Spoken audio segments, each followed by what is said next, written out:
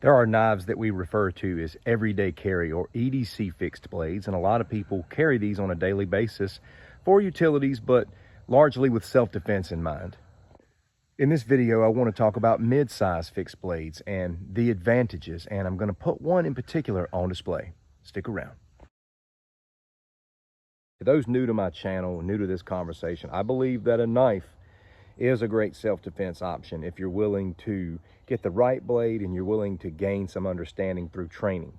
The most dangerous thing about a knife when it comes to self-defense is how tough it can be to get through the court system, because so often there's malicious intent attached to it. But there's also the danger of hurting yourself trying to use the knife. Not every knife is built well for self-defense. And thirdly, there's the danger of having the knife taken from you, and that is a dangerous weapon to have taken from you.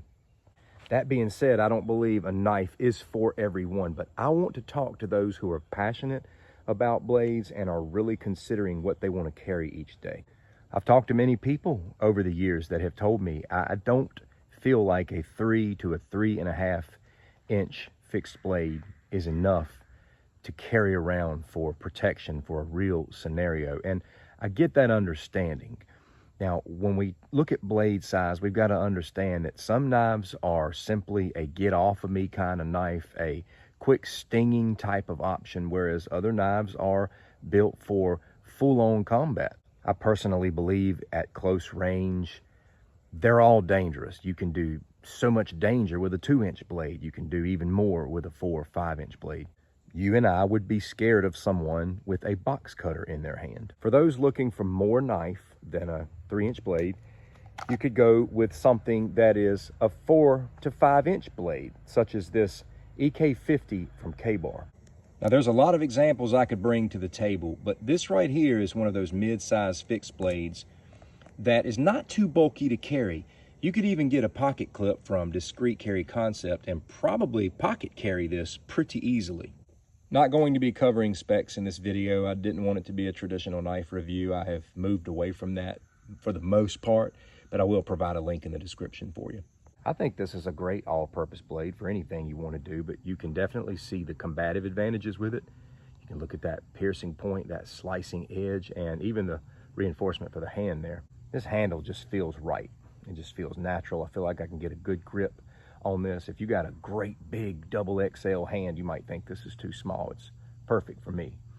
But I just think this has got a good simplistic build for everyday carry if you want something bigger and to protect yourself.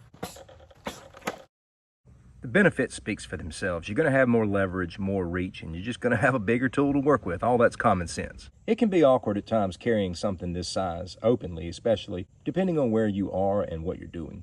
Now we've got to talk about another benefit people don't think about, and that is cold weather carry.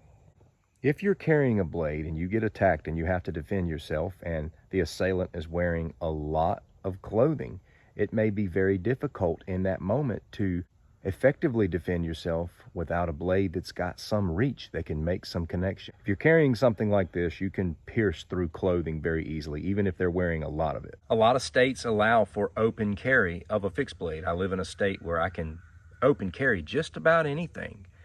And there's plenty of times when a blade like this pairs well with a pair of jeans, boots, t-shirt, and a flannel, and you've got something to work with during the colder weather, especially if people are wearing heavy jackets and things like that. I want you to think about something else. I've seen video footage where people have been in city streets or neighborhoods and some big dog gets on the loose and attacks people. Some of these creatures, if they lay a hold of you, they're not going to let go just because you want to pry them off of you.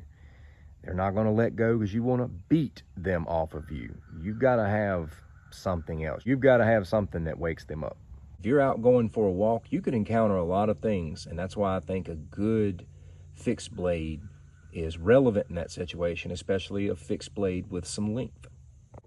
The only real disadvantages with a fixed blade this size is it's a little bit more difficult to carry, obviously. Some people don't want to carry something that's visible. Obviously, some states won't let you carry something of this size. There's just a lot of factors. But in a combative situation, there are no disadvantages. Do I carry a fixed blade this size every day? No, I don't carry one every day. Sometimes I just carry a pocket Beckwith covert. That's pretty much my on-the-go fixed blade. But do I carry this sometimes? Yes, I'll carry this. I'll carry a SOG Seal Pup, blades like that.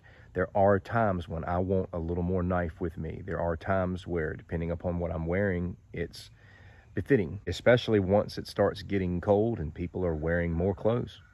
All right, I'm bringing this video to a close. There's more that can be said, but throw it down in the comment section. Of course, there's a lot of advantages for mid-size fixed blades, and there's some disadvantages, and we can talk about those things. Thank you so much for watching. Take care.